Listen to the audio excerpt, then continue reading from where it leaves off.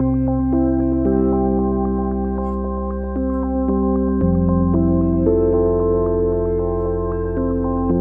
yo las vanguardias las heredé de mi padre. Nací en París, en una casa donde se respiraba cultura. Mi padre, Antonio Bonet Correa, historiador del arte, pertenecía a una familia ilustrada lucense, aunque nació en La Coruña, y muy pronto supe yo de esas vanguardias. Mi padre había estado en Pombo siendo un niño, llevado por su madre. Tenía él un tío, Evaristo Correa Calderón, que fue el primer ex vanguardista que conocí, que también había sido bombiano, que había hecho una revista de vanguardia en Lugo llamada Ronsel en el año 24, y todo eso me alimentó. Yo, cuando tenía 15 o 16 años, llegué a la casa familiar de la provincia de Lugo y mi padre me dejó llevarme Fervor de Buenos Aires, la primera edición del primer libro de Borges, que venía de su tío, y fue el primer libro que ingresó en mi entonces incipiente biblioteca. Y yo, por lo tanto, en esa época, a través del conocimiento de ese libro y de otros parecidos,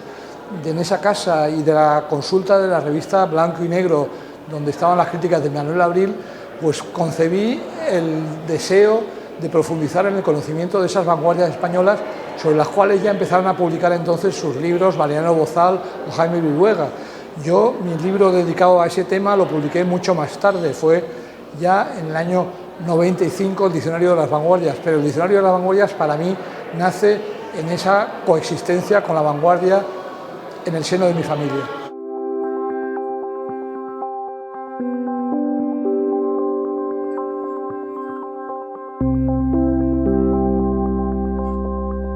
Por supuesto, el Instituto Cervantes es un instrumento fundamental. Yo dirigí su centro de París durante casi 5 años y luego dirigí durante año y medio la red, digamos, el instituto como tal. Y soy consciente de la suerte que fue dirigir el centro de París, porque es una ciudad, aparte de ser mi ciudad natal, es una ciudad fundamental en la cultura española, entre otras cosas porque es la ciudad de todos los exilios españoles y de todas las emigraciones españolas.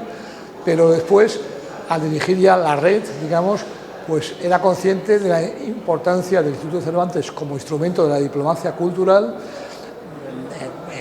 en colaboración, lógicamente, con los institutos, con el Ministerio de Cultura y con el Ministerio de Exteriores, y también era consciente entonces, y lo soy hoy, ya como ciudadano de a pie, pues del hecho de que en ese instituto no solo se debe defender la cultura española, la nuestra, la de nuestro país, sino que se defiende la cultura en español, es decir, la cultura de ese enorme hecho cultural que es el hecho de que cientos de millones de ciudadanos del mundo tengan el español como primera lengua. Cuando yo era adolescente existía un programa que se llamaba 300 millones, que era un programa de televisión sobre esa realidad del español en el mundo. Hoy ya son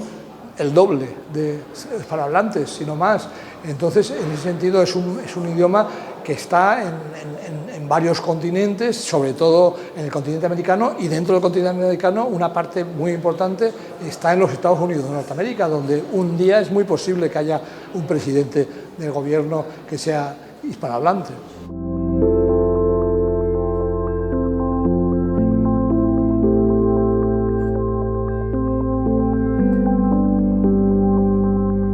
Mi ponencia ha sido sobre Ramón Gaya, un pintor entre dos mundos. Ramón Gaya nace en Murcia en el año 10,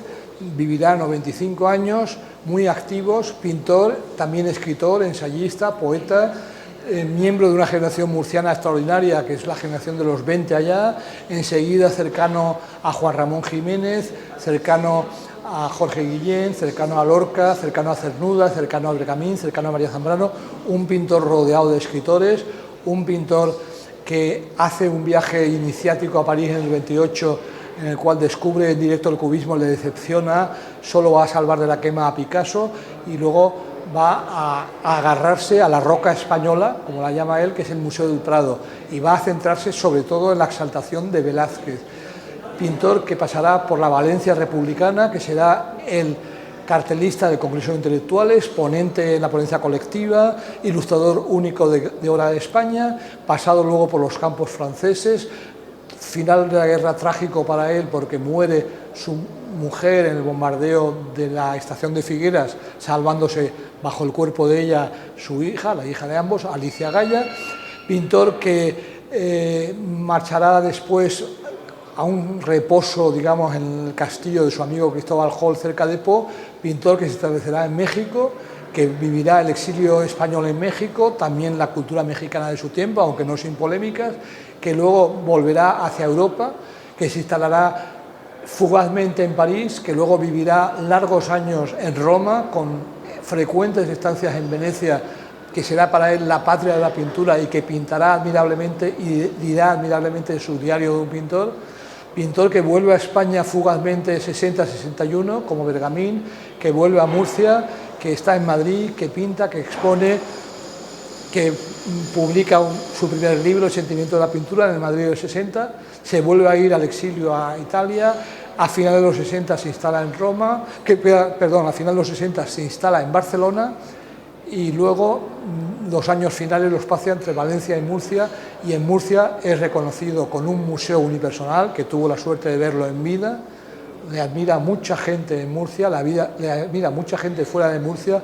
y la generación mía le dimos el Premio Nacional de Artes Plásticas y poco después le dimos en su primera edición el Premio Velázquez, porque era un premio que nacía con vocación de ser el Cervantes de la pintura, de las artes plásticas, y era bueno dárselo a un español que hizo parte de su carrera en el Nuevo Mundo y que además escribió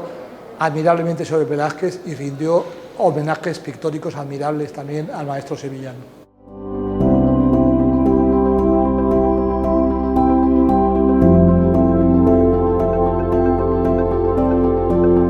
Creo que España y Latinoamérica siempre han tenido unas relaciones estrechas, fraternales, por encima de los avatares políticos. Avatares políticos los hay y hoy mismo, o estos días mismos, los vemos, pero más allá de eso tiene que seguir existiendo un entendimiento entre las dos orillas del español. El Instituto Cervantes precisamente tiene esa misión, la Academia la tiene también, la Academia Española trabaja codo con las academias del Nuevo Mundo, con la Academia Mexicana, con la Academia Argentina, con la Academia Colombiana, en fin, yo las conozco bien a la mayoría de ellas, y nos une también el propio hecho de que el exilio español, en su mayor parte, salvo una parte que se fue a París y otra parte que se fue a Moscú, pero la gran mayoría del exilio español fue el Nuevo Mundo su destino, cuando las dictaduras latinoamericanas también han empujado a buena parte de sus poblaciones hacia las dictaduras del Cono Sur, de Argentina, de Chile, de Uruguay, empujaron a muchos de esos países hacia España, y hoy en día dictaduras como la de Cuba, la de Nicaragua o la casi dictadura de Venezuela hacen que Madrid hoy sea también una capital del exilio de esos países, ¿no? Entonces, bueno, son realidades que unen, y yo creo que España debe tener muy presente siempre el diálogo con el Nuevo Mundo.